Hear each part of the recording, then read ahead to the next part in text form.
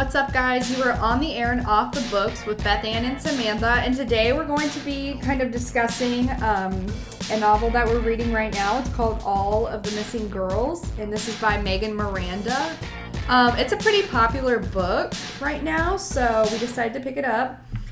So this book, I'm just going to read you the summary.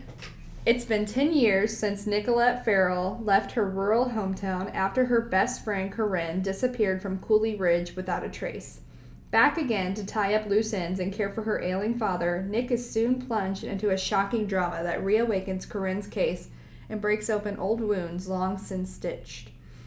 The decade-old investigation focused on Nick, her brother Daniel, boyfriend Tyler, and Corinne's boyfriend Jackson. Since then, only Nick has left Cooley Ridge. Daniel and his wife Laura are expecting a baby. Jackson works at the town bar, and Tyler is dating Annalise Carter, Nick's younger neighbor and the group's alibi the night Corinne disappeared. Then, within days of Nick's return, Annalise goes missing. Told backwards, day 15 to day 1. From the time Annalise goes missing, Nick works to unravel the truth about her younger neighbor's disappearance, revealing shocking truths about her friends, her family, and what really happened to Corinne that night 10 years ago. Like nothing you've ever read before, All the Missing Girls delivers in all the right ways, with twists and turns that lead down dark alleys and dead ends. You may think you're walking a familiar path, but then Megan Miranda turns it all upside down and inside out and leaves us wondering just how far we would be willing to go to protect those who we love. That's a very generous synopsis. I wonder who wrote it. I know. That's why we chose this book, is because of this synopsis. Like, how do I say this?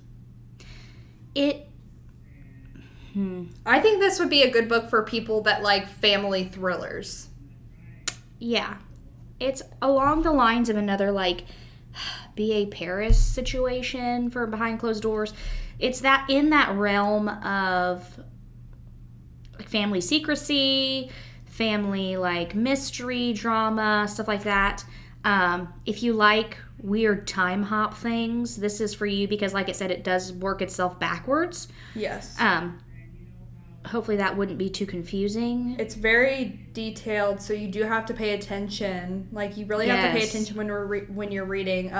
It's also compared to, if you've read any of these, Luckiest Girl Alive, The Girl on the Train, and Gone Girl. Yes. So, like, it's one of those where, like, this is one of the reasons why I don't read a lot of H.G. Wells, or what was the other one that you had said recently? That describes every single, like, detail.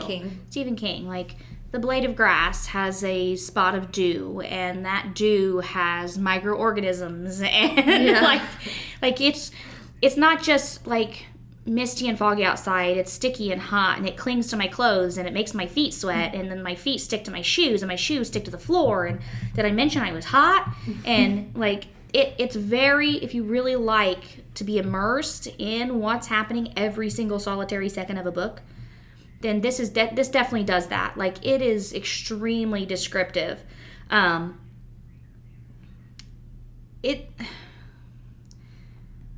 don't know how to explain what I'm trying to explain. You need help me. I would definitely give it like a 3 out of 5. Yeah, honestly. It was like for us, it was really hard to focus like as we were reading. But I mean, people, like, if you guys are really like paying attention to detail, if you're those kind of readers, this would probably be a good book for you, because it does get really mixed reviews. Like, some people really, really love it, and then some people really, really hate it. Yeah, so, like, if you know our RA librarian, our Reader's Advisory librarian, Melissa, she really, really loves this book. Like, it's I believe that she highly recommends this book. So if you know or follow her reading suggestions, like what she specifically reads and loves, then this is definitely going to be something that floats your boat. If you're more along the lines of, like, our recommendations and things like that, then maybe I wouldn't pick up this first, or give it a shot at least, to try to, because this is different than what we read usually. This isn't a psychological thriller. This is more of just a mystery. Yeah. It's tame, which doesn't make it bad. And we're not going to spoil it for you. We're just going to kind of give you a little bit of the summary, so you can go ahead and read this. Feel free to read this at your leisure. Yes. And last week, we actually did a poll on Facebook. We each chose 2 books. So we put those 4 books into a poll, and we let our audience and staff decide what we would read on our podcast.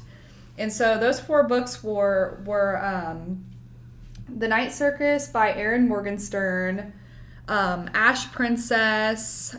I forget who Ash Princess is by. I have it right here. Do you know who it's by? I do. It is by Laura Sebastian. I always forget because I've never heard a name quite like that.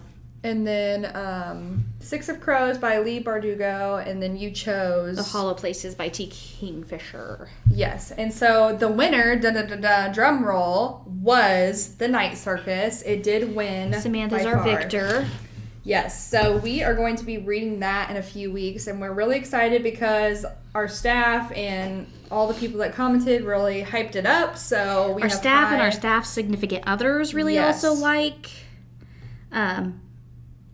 Hashtag Ben, shout out to you and Kaylee because she loved the book. So we're really excited, and now we have extremely high expectations. We do. So if we don't like it, we're going to be coming after you guys. That's right. We're seeing you. This better be like, because we, unfortunately, and I'm going to say this because I shouldn't say this, but I'm going to say this. We haven't had much luck in 2022 when it comes to like our reading. Yes. What we've read on our own time has been fantastic. Right. But together, us choosing books for some reason, it's not been bad. It's just been like, we need something more like gripping, like exciting, like really like word worthy. Mm-hmm. I'm ready for like a 5 out of 5, 10 out of 10 situation. And disclaimer, we do really want to read the rest of the books too, so we are going to be reading those in our future podcasts this year. We did put those down.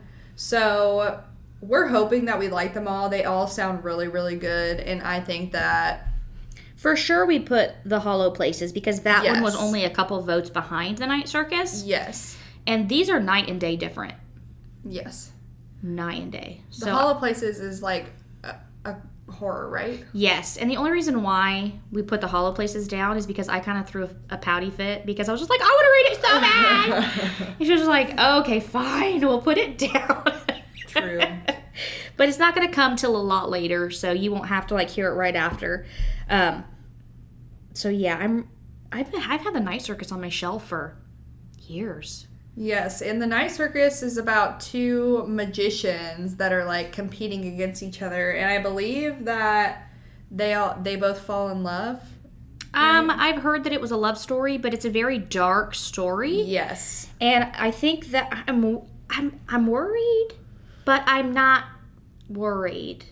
I think it's going to be good. A lot of booktubers that I know rant and rave and try to build a lot of their reading throughout the year based on trying to find something that's comparable to The Night Circus, and they have failed. I've seen it at Books A Million sitting there on the shelves like saying, Samantha, buy me, and I'm just like, I don't know. I think I found a copy at Goodwill like a million years ago. Yeah. And I was just like, you know what? Why not? Let's and I've never touched it. So this year is the year. Yep. Now I got to go to Books A Million and buy it because I got to go buy some more books. I can't not have it. What a good excuse. I think I have the Ash Princess, and I do think that I bought Six of Crows. I don't have either of those. Maybe I did. I'm excited about the Ash Princess. I'm surprised that you're excited about it. Yeah, I really thought that you weren't going to like this one because it gives me like romance fantasy vibes. I was going to say, yeah, it's kind of shocking for me too, but the cover art is amazing. I love the cover. I want that crown. It's so good. I want to buy it. Also, like, I really think so the premise of it is that this girl is in a line of like princesses from this like really like horrible, mean, like tormenting king. He's an awful person, and so she is like last in line. I'm assuming she's abused, mistreated. He kind of like disowns her. I think her mother was killed in front of her.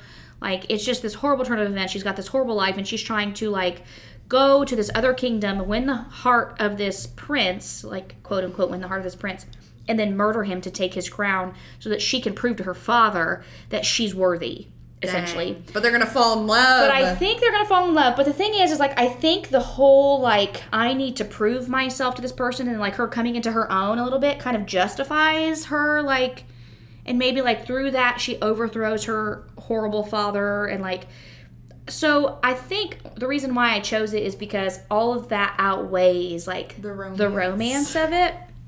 Now, I'm not sure because we haven't really got into it at all. I've only read the synopsis and the reviews are fantastic. But I'm hopeful because it seems very grisly. And I like that. And is it a series? I think it is a series, actually. I think it is, too. Book 1 of 3. It's a trilogy. Ooh. And it was released, I think it's relatively new, isn't it? It says, 2018. So, Ember Queen is book 3. I must say, though, that the first book cover art is just chef's kiss. Golden. Yes. I'm not really a big fan of the rest. But, okay, yeah, 2020 was when the third book was released. So, it's essentially kind of a newer situation. Right. So, add that to your list. Like I said, it's got amazing reviews. I think it's 4.6 out of 5 on Amazon. And I trust Amazon a lot more than I trust Goodreads. Don't fight me. Yeah. Because Goodreads gave the book that we're currently reading for our next podcast not a great review, but Amazon gave it good reviews, and I really like it so far. It gives, like, the psychopath vibes. Yeah, it's like her best friend. Yeah, I can't spoil it. Never mind. We're going to talk about it. I won't spoil it. Yes, but it's good. It's called We Were Never Here. Yeah. Yes. And it's I think it's been a popular book on TikTok that I've seen around. And it's one of those Reese books or something like that. Reese Witherspoon Book Club. Yeah, and honestly, no offense, but I've never read a good one that she's recommended, so it's going to be really refreshing to read. It's very easy to read. Like, it's not like you're having to, like, struggle mentally think about what's happening. It's just very straightforward. That's going to be great. Yes, which we like that because who wants to do critical thinking outside of school? Not I, said the fly. Exactly. Yes. Agreed. So you guys have to join in for our next podcast where we review We Were Never Here, and then you guys have to join us for our podcast coming up where we read The Night Circus because we're excited to talk about that one and we're excited to know what you guys think about it. I feel like we're going to have big feelings. And we may or may not have a special guest, but we haven't worked out the details yet.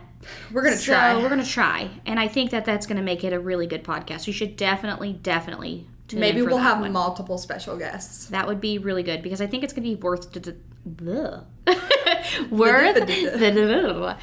the discussion. So pick it up now. This is your fair warning to pick it up now and read it because there will be spoilers. Read these books. Have it done by April. That's your deadline. Listen, nobody's slower than me. Yes, this is true. So you have no excuses. If Bethann can do it, you can do it. Exactly. And that is your motivation of the day, and we hope that you guys have a great rest of your week. That's right. All right. Peace out, Cub Scouts. See ya. Bye.